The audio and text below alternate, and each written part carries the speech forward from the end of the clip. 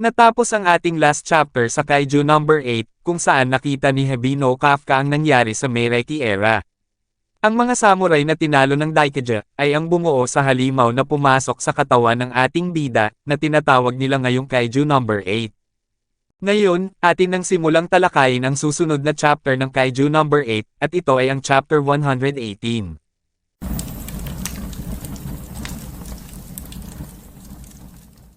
Nagsimula ang chapter kung saan sinabi ng samurai na kumausap kay Hebino Kafka na wala kaming magawa kasing liit kami ng isang walang kwentang insekto. Ibinalik na ang scene kung saan magkasama na ang samurai at si Hebino Kafka. Tumulo ang dugo at luha sa mga mata ng ating bida at pagkatapos ay bumalik na siya sa kanyang kamalayan. Tinignan ni Kafka kung ano ang meron sa kanyang likod at labis na nagulat ito dahil ang kanyang nakita ay ang halimaw na pumasok sa kanyang katawan noon. Ang halimaw o Kaiju number 8 ay kasing laki ni Hebino Kafka at ito ay nakahandusay sa sahig. Ang halimaw ay nanghihina habang nagsasalita ito ng paulit-ulit na nakakainis.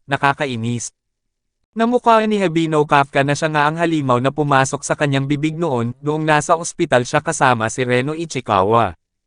Muli namang nagpakita ang samurai na kumausap kay Kafka sa kanyang likod at sinambit na sa loob ng 100 araw, nagpatuloy ang malaking sakuna, hanggang maubos ang lakas nito sa ilalim ng lupa, ang aming mga puso ang bumuo ng isang core na pinapatakbo ng aming sama ng loob. Sumanib ito sa ugat ng dragon na nasa pinakailalim ng lupa at naging isang halimaw na walang anyo. Inalis ng samurai ang kanyang maskara at ang kanyang mukha ay ang Hebino Kafka na kasali sa Meireki era. Sinabi pa nito na iyan ang bunga ng aming puot.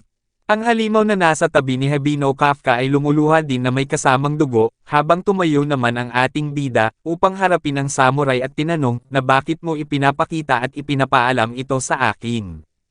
Isinuot muli ng samurai ang kanyang maskara at sinambit na dahil nagpasya ka na lumaban, gayunpaman, sa kasalukuyang kalagayan mo ngayon, hindi ka mananalo, kailangan nating palaliman ang ating ugnayan, at magkaisa bilang isa.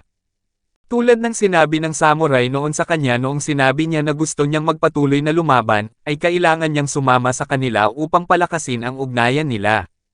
Bigla namang inangat ng samurai ang kanyang isang kamay sa harapan ni Hebino Kafka, at pagkatapos ay lumitaw ang puso ng isang tao. Labis na nagulat ang ating bida sa kanyang nakita, at itinanong kung para saan ito. Sinaad ng samurai na ito ay ang iyong puso, plano kong ibalik ito sa iyo pagkatapos talunin ang ating kalaban. Ngunit dahil nawala mo na ang iyong core, ang tanging paraan para makabalik ka bilang number 8 ay gawing bagong puso ang pusong ito. Kaya kailangan mong pumili.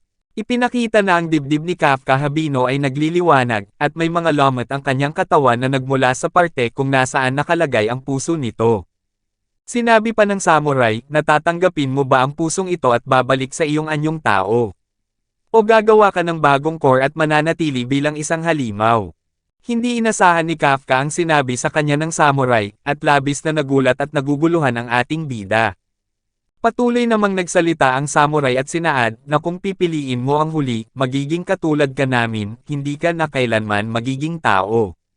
Sasalungat ka sa kagustuhan ng mga kaibigan mong labis na nagmamalasakit sa'yo. At pagtataksilin mo ang mas batang bersyon ng iyong sarili. Kahit na ganon, nais mo pa rin bang lumaban?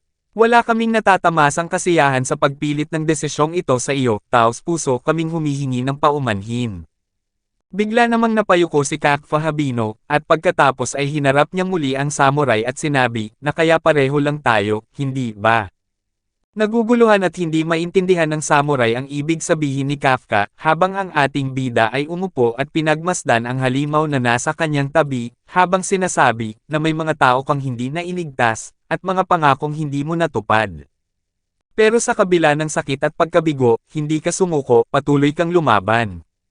Patuloy na pinagmasdan at hinawakan ni Hebino Kafka ang halimaw at sinabi pa nito, na kung ikukumpara sa mga pinagdadaanan mo, ang nararanasan ko ay wala lang.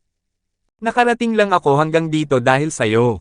Nagpasalamat ang ating bida sa samurai, habang tinapik-tapik niya ang katawan ng number 8, at pagkatapos ay tumayo ito at sinambit, na oras ko na para suklian ang kabutihan mo. Umpisahan na natin ito. Panahon na, para muling magharap. Buong tapang na pinili ni Kafka Habino na lumaban kahit na ang kapalit nito ay ang kanyang pagkatao. Sinaad ng samurai na hindi ka na makakabalik pa kapag nagsimula ka na, habang sinabi ni Habino na alam mo at okay lamang sa akin ito. Lalaban ako. Ang ating bida ay buo na ang loob at handa nang harapin ang pinakamalakas niyang nakaharap sa kanyang buong buhay. Ang puso na hawak ng samurai sa kanyang palad ay biglang naglabas ng napakalakas na boltahe ng kuryente, hanggang sa nagbago na ito ng anyo at tuluyan ng naging core. Sinambit ng samurai na kunin mo ito. Pagkatapos magsalita ng samurai, ay nilapitan niya si Habino Kafka at inilagay ang core na nasa kanyang kamay sa dibdib ng ating bida. Habang unti-unting pumapasok ang core sa katawan ni Kafka, ay dahan-dahan na nakakaramdam ito ng napakalakas na enerhiya, hanggang sa tuluyan na itong sumanib sa kanyang katawan, at napasigaw ito ng napakalakas. Ang mga mata ng ating bida ay kumikislap, at may mga napakaraming kidlat na nagsisilabasan sa kanyang katawan. Dito na natatapos ang Chapter 180 ng Kaiju number 8. Tuluyan nang nagsanib ang number 8 sa katawan ng ating bida, at dahil dito ay makakabalik na siya sa laban. Sa nagaganap namang laban ng Daikaja at ang pinagsamang lakas ni Vice Captain Hoshina, at Captain Narumi ay maaaring malagay sila sa peligro dahil unti-unti na silang natatalo, at sa puntong malapit na silang mamatay ay doon magpapakita ang mas pinalakas na Habino Kafka. Bagamat nakamit na ni Habino Kafka ang tunay na kapangyarihan ng Kaiju number 8, malaki ang naging kapalit nito na labis na ikakalungkot ng kanyang mga kasamahan lalo na ang 3rd unit. Nalaman din natin sa chapter na to na ang pinagmula ng Kaiju number 8 ay ang mga hinanakit at mga kalungkutan na nadama ng mga samurai na humarap sa Daikaja noong Meireki era. Ang pagkatalo nila sa laban, ang pagkasira ng kanilang tinayong syudad, at ang pagkawala din ng kanilang minamahal sa buhay, ang dahilan kung bakit nabuo ang halimaw na nasa katawan ngayon ng ating bida. Ang tanging tanong na lang na hindi pa nasasagot, ay kung bakit siya ang pinili ng Kaiju number 8. May mga theory ba kayo na naiisip kung bakit si Habino Kafka ang pinili ng Kaiju number 8? Kung meron kayong naiisip mga master, ay ilagay nyo lang sa comment section, at babasahin kong lahat yan. Ang Chapter 119 pala, ay mare-release sa December 19 at 2 linggo lang ang hihintayin natin mga master, at talaga namang kaabang-abang ang mga mangyayari sa harapan ng dalawang magkatunggali. Paki-like and follow naman po ng ating Facebook page, nasa description po yung link. Muli huwag kalimutang mag-like, comment, share at subscribe sa ating channel. Salamat!